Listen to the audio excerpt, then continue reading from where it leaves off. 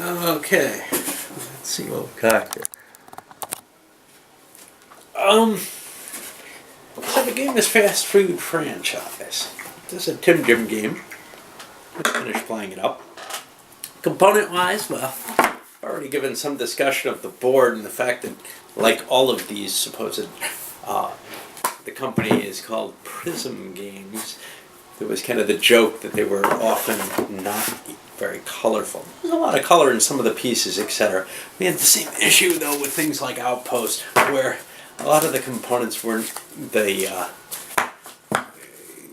well, in particular, they weren't colorful, but which is silly with a company called Prism. See that with Age of Exploration.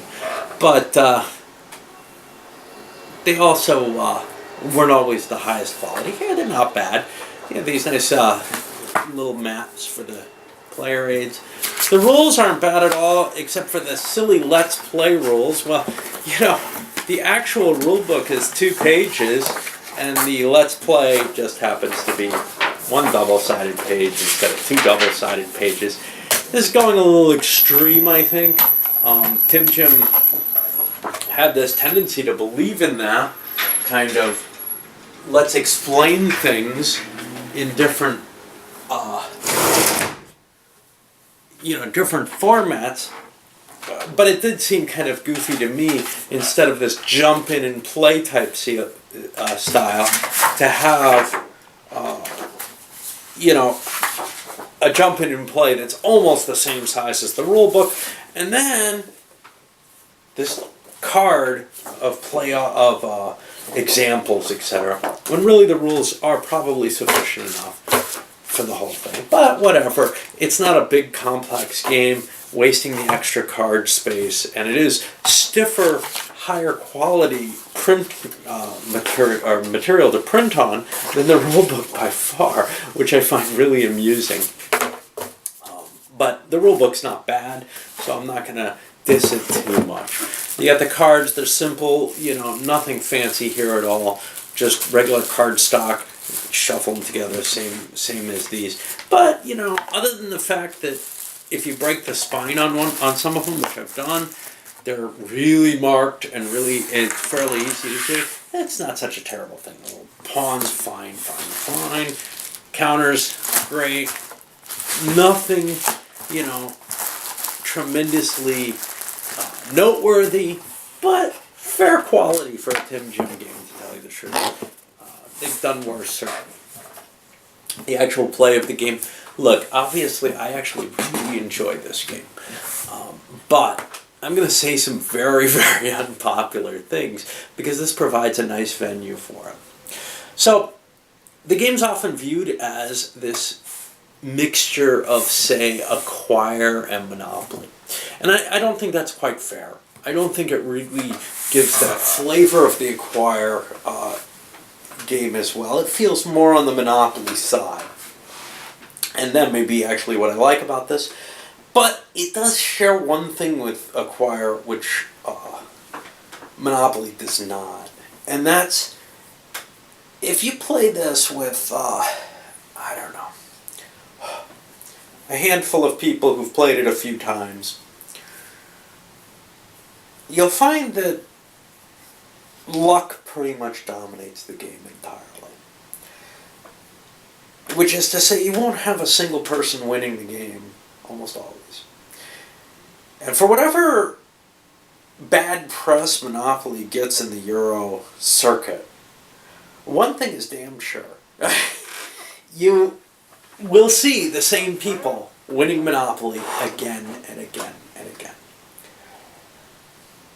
A game like Fast Food, and maybe to a greater extent Acquire, and maybe a lot of Euros, give this impression that there's more strategy, that there's decisions that are clearer and easier to see, that you're not just rolling dice and buying everything as you would in Monopoly. But the truth of the matter is, most of them don't really tax too much, except maybe your ability to do some simple calculations. And the extent, and we see this with maybe what I played recently, Die Macher, sort of the heaviest of Euros are really just, let's make those calculations harder. Let's make it so that it's harder to do numerical calculation. Is every Euro that way? No, of course not. And this is not a Euro by any means of the imagination. I would actually argue that Acquire really isn't either, because it also is not calculable. It's a luck-based game. It's very strange that Acquire has become sort of the flag bearer for, these are where all the Euros came from. It may have sparked some idea in things.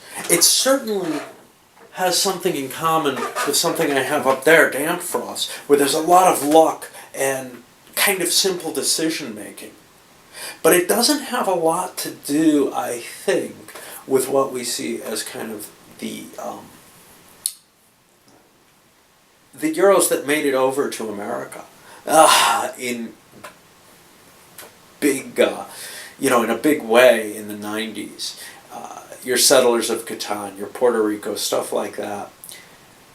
Those feel a lot more calculable. Like you're making decisions that are simple decisions that, yes, there may be some luck based on them, but once you kind of understand the decisions, you're kind of playing on a level playing field. There is not a tremendous skill barrier there, okay? There isn't, you're not going to see a normal Euro group, I think, where one person walks away time and again winning everything with Euros. You will see that with Monopoly. So what's the difference there? Okay. Well, Monopoly requires something more than just being able to calculate, and it requires something more than just getting good luck. This game is largely good luck. You have to do a little bit of calculation. Acquire, similarly. You draw the right tiles, you win. Okay? Unless you're really just don't get the game. The more complex Euros, just not getting the game becomes a harder move, okay? When I get to something like Wallenstein or Byzantium, it becomes harder to figure out which things are my best moves, but there isn't a clear, there isn't a skill beyond calculation in the game for the most part. The game becomes calculation. And really, when you look at Age of Renaissance even, which I almost consider this mega Euro in terms of the calculation side of things, as opposed to the elegance. The elegance side, which some Euros have, is exemplified, I think, for me, by things like Civilization, 18XX. A lot of the Tresham designs are very, very elegant. These are not the popular Euros, though. The popular Euros tend to be, I can do some kind of math that's hidden under something else better and quicker than you can, and that's how I'm going to win. Okay, well, being able to do math is not something that humans are particularly designed for, all right? But it strikes me that most Euros could be played at least as well as by any human by a computer. Monopoly's not the case with that. Okay, why? Because in Monopoly there's something that's a little bit beyond just calculating and a little bit beyond luck. In Monopoly, there's cutting deals. You have to not just know which properties you want, which is fairly easy to figure out. That's calculable. It's not a trivial job to calculate. It requires a good understanding of probabilities, the distribution of the deck, etc. But you can buy a book from someone, or you can look online and find out, these are the ones I want. I want the oranges. It's that simple. They have a greater value. But how much greater value? How much better are they? If you're playing with somebody who doesn't get Monopoly, they'll trade the greens straight up for the oranges. Hey, bonus, man, I got something I like better. Yes, I had to pay more for those greens, but no big deal. Okay. So, and this is turning into completely not fast food, right? Okay, but this is how I do things, right? So, Monopoly is more in the realm of games like diplomacy, and perhaps games like poker, where there's not just luck, and there's not just calculating. They're involved in them, perhaps. It doesn't compare to either of them, as far as I can tell, for a game, for the depth of a game, but it blows away things like Fast Food and Acquire in terms of how much it matters to be a skilled player. And when you get to the complex Euros, I think what you're seeing with the skilled players there are people who have learned to do trivial calculations or rote calculations quicker in that particular game. They've familiarized themselves with the things they need. They've studied the game and gotten better at it that way, but they're not really performing something that's better at a human level. Now the question is, of course, well, where do you put things like chess and Go? Aren't they pure calculation? And they are, really. They are. They don't include anything that a human should be better at either, except for one problem. Nobody's been able to be too clever with the programming in either case. Go is about pattern recognition, and you end up playing... a human is better at pattern recognition than a computer. So once you get to a certain level of complexity, there is an interest to the game. And hey, who knows? You know, it's not like I could figure out DMACA. It's that I feel that I could, if I bent my mind to it, get very, very good at making the best of decisions with it. And the same with a lot of these games. The same perhaps with Wallenstein, with Byzantium. That I could almost assure myself to be in the top ranking. That I would win, you know, my share of the games no matter what. That's what I don't terribly feel with something like Monopoly. And I certainly don't feel with Diplomacy or with poker. Those are games where the human interaction is key and important. So now let's look at 18xx. And wow, we're really straying far from what I want to say with Fast Food here. But looking at 18xx, isn't that mostly calculable? Yes and no. The other player's action, and it really is, but the other player's actions have a significant effect on you. Okay, well, what about something like Puerto Rico? And the truth is, yeah, you're getting that kind of complexity that the calculation may be getting too complex. And in things like Puerto Rico, you may be seeing that. But you ain't seeing that in Acquire. And I don't think you're seeing that in Byzantium. But you may. You at least have the ganging up on people. Out of some of the more recent things that I've seen, I don't think you really see that in DMACA. So, in a way, Puerto Rico may be a richer, deeper game, even though it's got less complicated calculations. Because I think you will see people who are making choices based on assessments of other people's valuation in the way that you do in an XX game that I don't think you're going to see in DMACA. I think DMACA is just a very heavy calculation game. Alright, let's jump back to Fast Food because people probably skipped over all of this and now we can talk about this. No. Fast Food is a Monopoly-style, family-type game. Something where you can kick back, roll some dice, have some fun, have some luck. Okay? I'm not saying Monopoly has to be that way, but hey, let's face it, most people play Monopoly just to roll some dice and move around the board. You still try to win, you still try to cut the best deal you can, but you're probably not bringing your serious game into a Monopoly game unless there's real money on the line, like there is at the championship tournaments. So you will see the best players in Monopoly win again and again. That may be a disadvantage for a family game. Fast Food may be a better family game because it brings that luck element in. And it gives you the illusion, just like Acquire does, that you're making significant decisions. They're decisions you would not make any other way in terms of how you're going to position yourself on the map, how you're going to place, can you cut someone off? Can you interact with someone in this way? It feels really cool.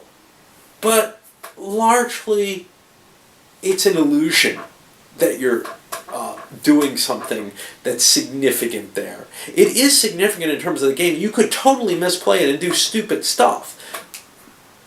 But you're really unlikely to totally misplay it.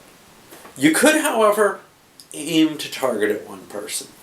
Aim to position your pieces to cut off their growth, possibly even at your own expense. Those kind of things become more interesting.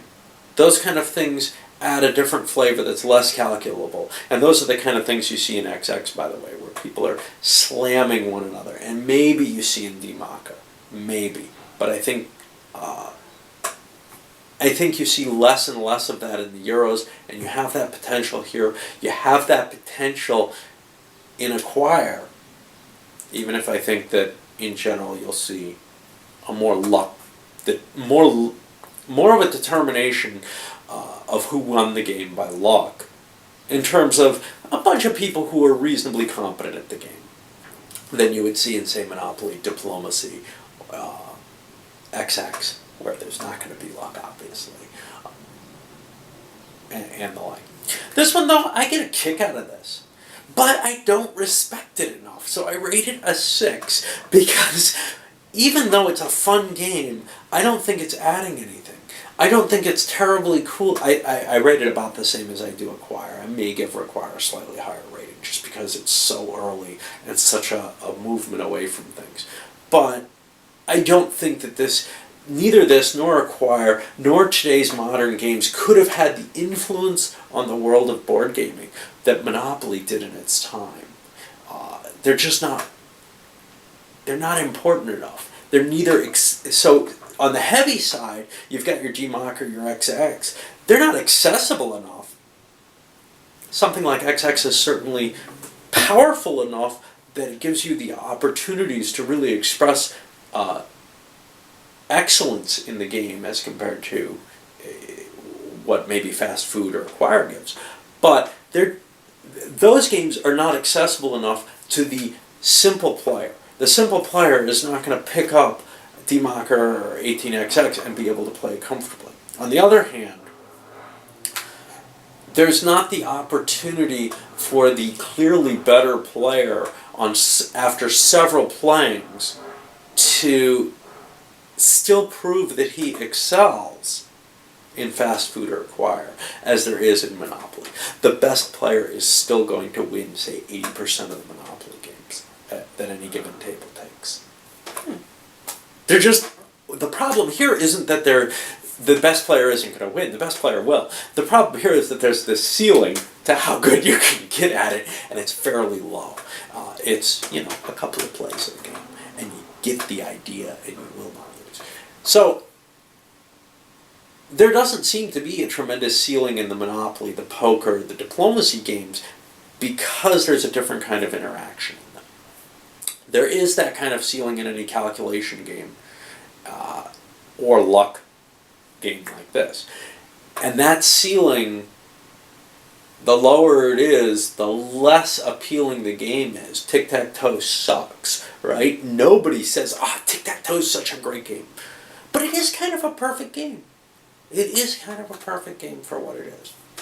The best player will always be able to do better than a poor player. But it's not interesting, right? And that's the danger that I have with a lot of the Euros that I see, is I fear that they're not terribly interesting, and they don't provide the story. This doesn't provide a story either. I mean, this provides, it's kind of cute, it's nice because you see the map grow, but the actual story isn't interesting the way a war game is. Anyway, that's what I have to say about Fast Food franchise, having wandered off on tangents, unforgiven, but, it is still a fun game. It's one that I like having in my collection, because I can just pull this out. This is the naval war for me. This is the game that you could just play for shits and giggles, and agree that there's not going to be much there. Alright, that's it.